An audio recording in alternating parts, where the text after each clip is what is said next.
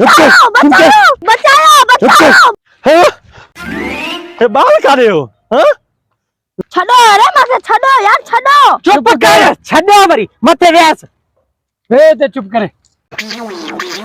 हाणे इन जे पीउ का पैसा कढाइणा आहिनि पूरा 5 लाख कढींदा सेस। अरे नी भागा 5 लाख छो मोगो बदमाशा मोगो 10 लाख रुपया कढींदो सांस। वाड़े वाह बहुत मौजा थी वेंदी पांजू। हां चुप कर रे माजो बिरानी घुरवा भूख लगी आ। अरे वरी आकड़ करे तो साहब जो पुटरा ना तरी करे।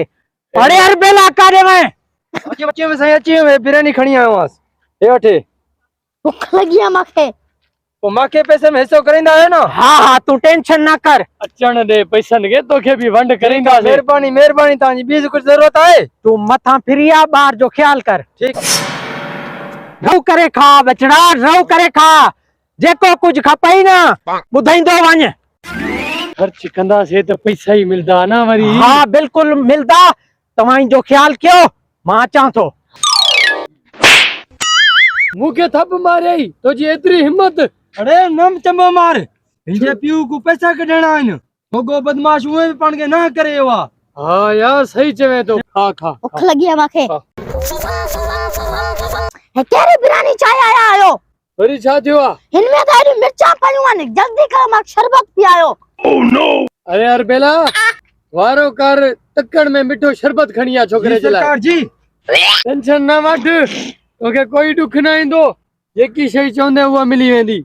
हां सही आ मिठो शरबत पियो पियो। अरे वरी तू मुखे चंबो मारी हुई। हां इतनी हिम्मत तो जी गिरबान छड़ सलीम गिरबान छड़ बाहर जो। अरे मोगा ए सुबह को वठी मुखे चंबा हणे तो। अरे नी बागा बर्दाश्त करना पोंदा चंबा छो जे 10 लाख जे पी का वटना है हाने पी जो नंबर मिलाए दे त कॉल करा सा। छाला माने पी जो नंबर मिले दा। अरे मिला तू मिलाया तो आराम से गिला ना।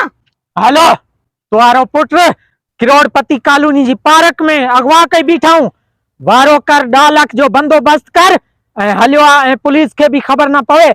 हाने बुधाई हाने तो जे पी के बुधाए छडियो आ ई जोई आयो। अरे माजो पियो ता गरीब सफा मिस्किन आ मजदूरी कंदो ता काडू 10 लाख रुपया दींदो। अरे नी भागा कूड़ थोड़ी।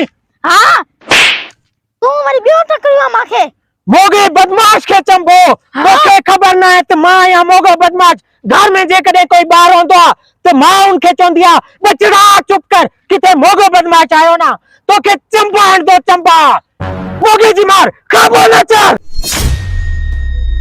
छा कंदा मोगो बदमाश माखे। अरे छोरा तुम्हारो पीऊ जिम्मेदार आ वडो साहब आ पुलिस ऑफिसर आ घट में घट लाख रुपया उनकी पगार जरूर हुंदी। अरे यार वो जिम्मेदार कोने वो मिस्किन आ मजदूरी कंदो सिर तगारियो काडू तो 10 लाख रुपया दींदो। वो केर हुयो जेको सुबह जो तो सा गड तोके वर्ती अचे पियो। मां वना पे सुबह जो स्कूल। अरे बीत कानून जे हुंदे बाल के मारे से कर पुट काले वने तो स्कूल वने तो साहब स्कूल वने तो। हां वर्दी छो ना पाती थी?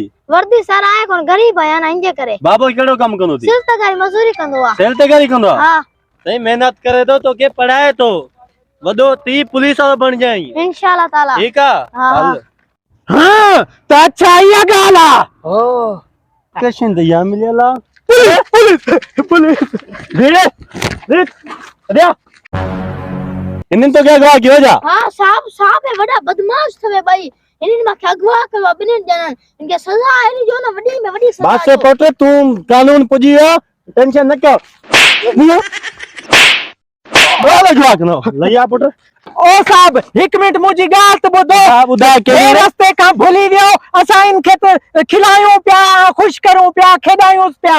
सही हर मुजरे मिन्ने चोंदा आज मैं गुनाह कनो ना मैं बेगुनाह आया। जो गुनाह आया हेलो आयो रे मां।